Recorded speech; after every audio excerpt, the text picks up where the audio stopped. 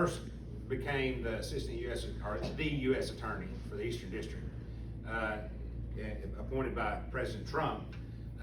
He had been the elected prosecuting attorney in Faulkner County for a number of years. He came on board when I did, and so he had served already as a state prosecuting attorney, prosecuting tough crimes and handling those things and being serious about being a prosecutor.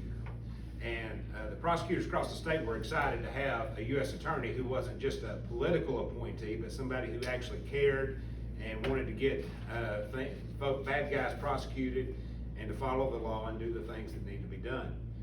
So in order to, Cody's office, I think he has like 24, 25 assistant U.S. attorneys in that office, and to cover a whole half of the state with federal crimes, he jumped out pretty quick and said, he wanted to start this SALSA program in our district, and so it's Special Assistant U.S. Attorney, and he asked the elected prosecutors for us to nominate a deputy if we had one that could spare the time and would be willing to do the job.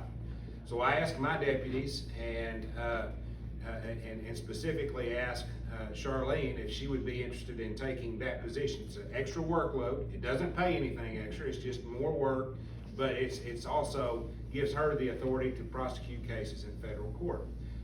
Charlene jumped at the chance. She filled out all the necessary applications, went through the federal background check that's necessary for all federal employees and federal prosecutors.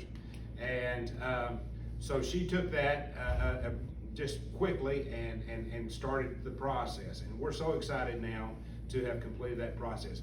I specifically asked Charlene because, you know, most of you know, or a lot of you know, that Charlene was a public defender for about 16 years before I hired her to be a deputy prosecutor. And then when she became a deputy prosecutor, she and Grant DePro and now Tierra Tanner with them have been tough on crime, and Charlene, having had that experience, as did Grant, as being former public defenders, they know all the stories. They've heard all the reasons why somebody shouldn't be found guilty or should get a continuance, and they don't put up with a lot of stuff that if I had hired just someone straight off the street without having experience as a criminal defense attorney. So she knows the system, and she's tough. I'm very proud to have her and to have nominated her and write that recommendation to Cody and make that recommendation to him. And we're so excited that the federal government has brought her on board as a special U.S. attorney.